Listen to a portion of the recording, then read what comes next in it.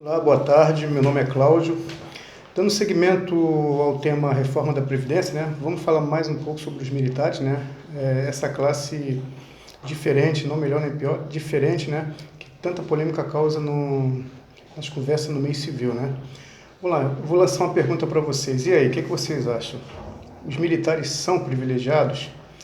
Antes de entrar no assunto, não esqueça de dar o seu like, não esqueça de compartilhar, faça comentários, ok? Para que possamos atingir um espírito crítico nesse debate. Bom, então, o que você acha? Os militares são privilegiados?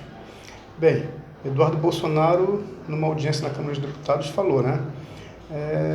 Os militares são tão privilegiados que eu não conheço nenhum filho de senador, de deputado federal, que seja militar. Né? Então, por aí você vê que a coisa não é bem assim, né? Bom, dando seguimento a esse vídeo, né, vamos falar um pouquinho sobre algumas características e algumas até histórias sobre militares, né? Para a gente tentar chegar a uma conclusão, aí vocês é que vão dizer se é ou não, né?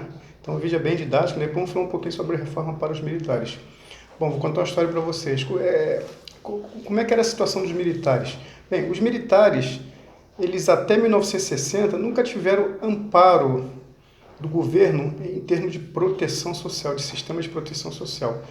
Aqui não se fala nem em previdência social para o militar, porque o militar não se aposenta. Até hoje ele não se aposenta, que é um outro motivo de polêmica, né?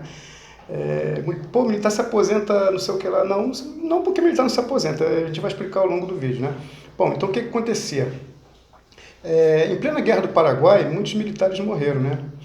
E a consequência disso foi que as viúvas, os filhos, as filhas, os netos, né, e assim sucessivamente, né, os dependentes de modo geral, né, simplesmente ficavam desamparados. Muitos viraram mendigos, enfim, foram tirados de suas casas por não conseguirem pagar aluguel e assim sucessivamente, porque simplesmente não existia nenhuma lei, nenhum amparo para os militares, em decorrência de morte do militar, para as famílias militares em decorrência da morte dos militares. Aí o que os militares fizeram? Bem, aí eles se reuniram e criaram um fundo de assistência, chamado Montepio Militar. Todos os meses os militares, com as suas remunerações, colocavam uma parte lá, né? Lembra aqui que é uma coisa totalmente privada, né? Não tinha nada a ver com o governo, né? E assim começou a se falar em proteção social para os militares e suas famílias, né? Não só para casos de guerra, quando o militar morria de doença, morria em acidente, etc., né? Ou até ficasse inválido, né? Então as famílias recorriam a esse Montepio Militar, né? Que era um fundo de assistência e que, repito, nada tinha a ver com o governo. E isso ao longo do tempo, da Guerra do Paraguai até 1960, isso ficou superalitário, ok? Então chegou uma época que os militares tinham muito dinheiro sobrando, né? O militar sempre teve assim a fama de administrar bem, né? Então, apesar de não ser sua função assim fundamental, mas eles sabem, né? E eu arrisco a dizer assim que tinha sobrando naquele Montepio Militar uma quantia na ordem de centenas de bilhões de reais se a gente fosse corrigir para dinheiro de hoje. Aí, por que em 1960? Juscelino Kubitschek estava construindo Brasília. Né? E ele estava precisando de dinheiro para construir Brasília, né? Para deslocar a capital do Rio de Janeiro para Brasília. E ele viu nesse Montepio Militar uma forma de se abastecer de recursos. Aí ele chamou os militares, conversou com os militares e propôs que os militares passassem essas centenas de bilhões de reais, como se fosse corrigido para hoje, né? Para o Tesouro Nacional. E, em contrapartida, o governo federal começaria a dar um amparo de proteção social para militares e suas famílias. Vejam bem, isso a partir só de 1960. Né? E assim foi feito. Tanto é que, se vocês pesquisarem, existe uma lei chamada Lei de Pensões Militares, que foi justamente instituída naquele ano, 1960. Né? Uma outra curiosidade, a Previdência no mundo ela foi criada por uma pessoa chamada Bismarck, um alemão chamado Bismarck, né? No final dos anos 1800. Né? Aí, 2 décadas depois, em 1923, o Brasil criou o sistema de previdência para os civis, né? Através da Eloy Chaves. Então, vocês notem que, em 1923, a sociedade brasileira civil como um todo já tinha a previdência, já tinha um amparo público, né, do governo. Né? E os militares só vieram até 1960, 37 anos depois. Aí eu pergunto aqui dentro da pergunta inicial, então, você acha que os militares são privilegiados? Então a gente tem que regredir a fatos históricos para tentar um pouquinho desmistificar, eu digo até perseguição que joga com os militares hoje, né? Então, enfim, aí com a criação da lei de pensões militares, os militares, o governo amparava, só que não ficou assim. O governo amparava os militares, começaram a contribuir também, contribuir todo mês também para o governo. Além do governo pegar o fundo, o militar começou a contribuir, como é até hoje. E uma outra coisa interessante nisso tudo é que quando o civil se aposenta, e o chefe dele, uma semana depois dele aposentado, vamos pegar uma historinha aqui, manda uma carta, ó, ô João, você tem que comparecer à nossa empresa aqui porque ficou pendente o serviço. O João simplesmente vai falar assim, olha, o chefe, já estou aposentado, né? E o militar não. O militar, ele vai para a reserva, ele pode ser chamado a qualquer momento, né? Isso aconteceu agora no Ceará com aquela crise lá da segurança pública, né? Onde 800 militares, vocês olhem para eles, tudo velhinhos de cabelo branco, foram convocados, ok? Então, por aí você vê que a situação dos militares é diferente, não é nem melhor nem pior que a de civis, é diferente.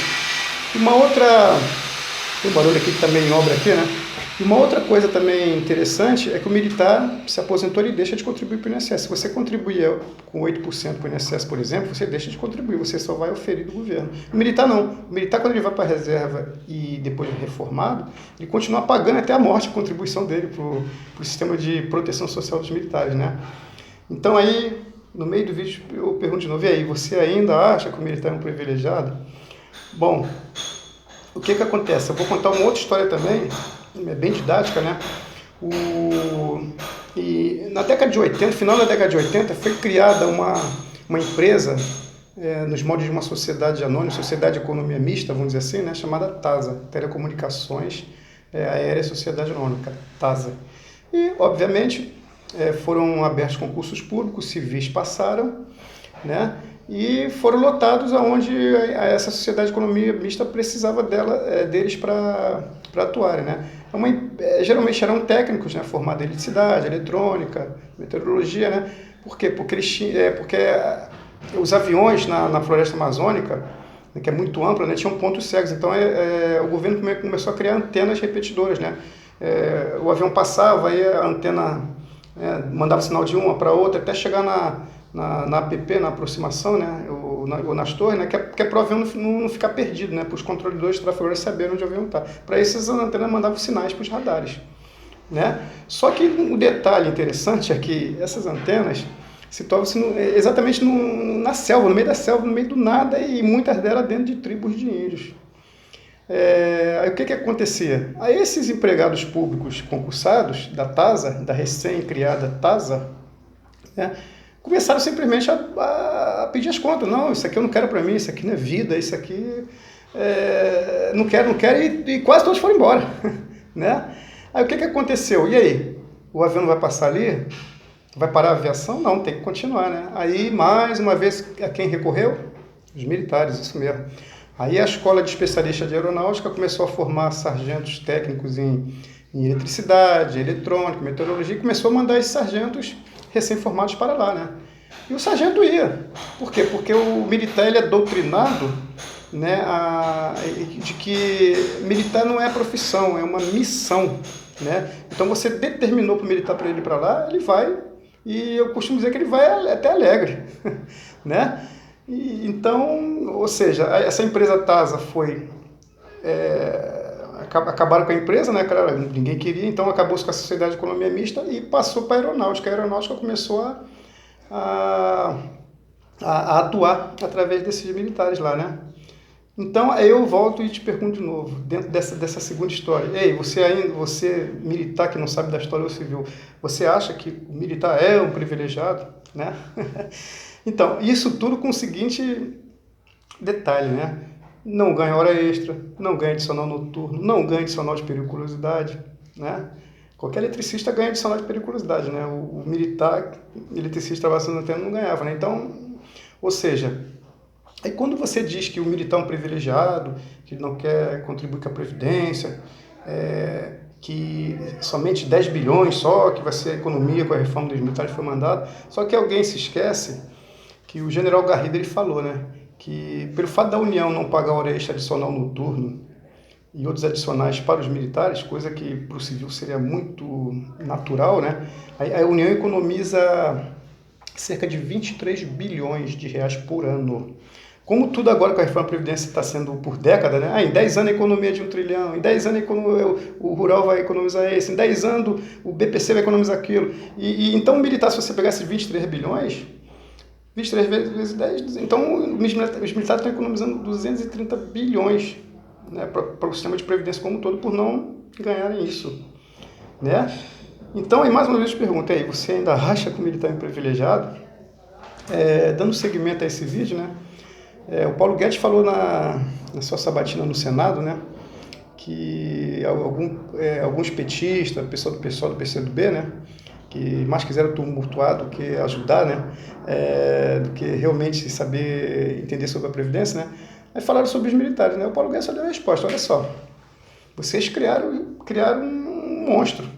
Enquanto um general, com a tamanha responsabilidade que tem, em fim de carreira, ganha 18 mil, vocês estão abrindo concurso público aqui no Congresso Nacional para um jovem iniciante ganhar o mesmo 18 mil que um general ganha.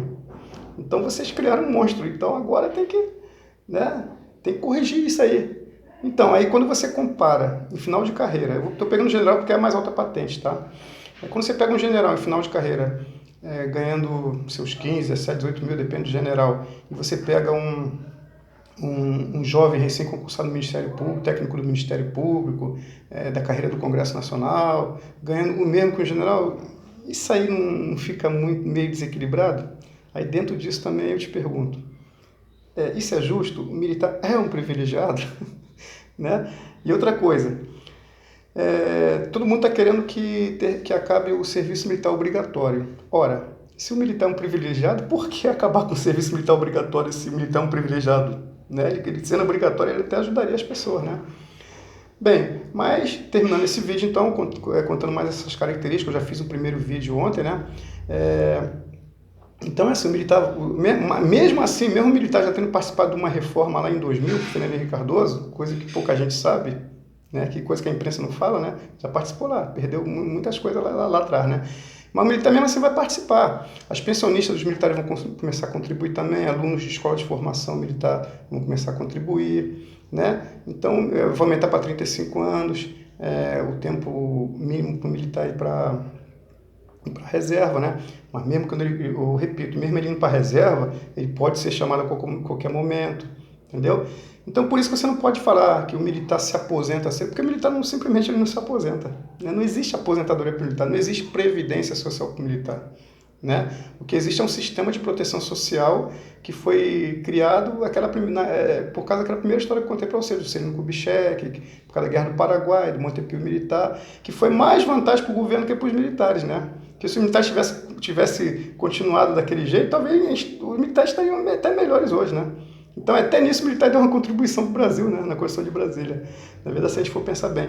E uma coisa que é bom ressaltar também, os militares nunca pediram para o governo, para que o governo os amparasse em termos de proteção social. Você vê, o Juscelino Kubitschek que foi atrás dos militares, né? Aí, quando a TASA não deu certo, também a sociedade como um todo foi atrás dos militares para resolver o problema. Assim como hoje, quando tem crise de febre aftosa lá dos gatos lá na fronteira com a Argentina, quem vai lá é o Exército. Quando tem enchente, chama as Forças Armadas. Quando tem guerra nos morros do Rio de Janeiro, chama as Forças Armadas. Ou seja, tudo é as Forças Armadas. E repito, sem ganhar 1 centavo de hora extra e de adicional tudo. Mas os militares, eu acho interessante que eles fazem isso com o maior prazer, porque são patriotas, né? Bem, gente, por hoje é só. Eu farei outros vídeos sobre outras entidades que entram na reforma, como os polícias, servidores públicos, né? Então, por hoje é só, tá ok? Avaliem e analisem aí esse vídeo aí, né? Façam suas críticas, né? Se vocês concordam ou não, tá bom? E compartilhem esse vídeo, tá bom? Pra gente se ajudar aí, tá bom? Ok, um abraço, uma boa tarde a todos.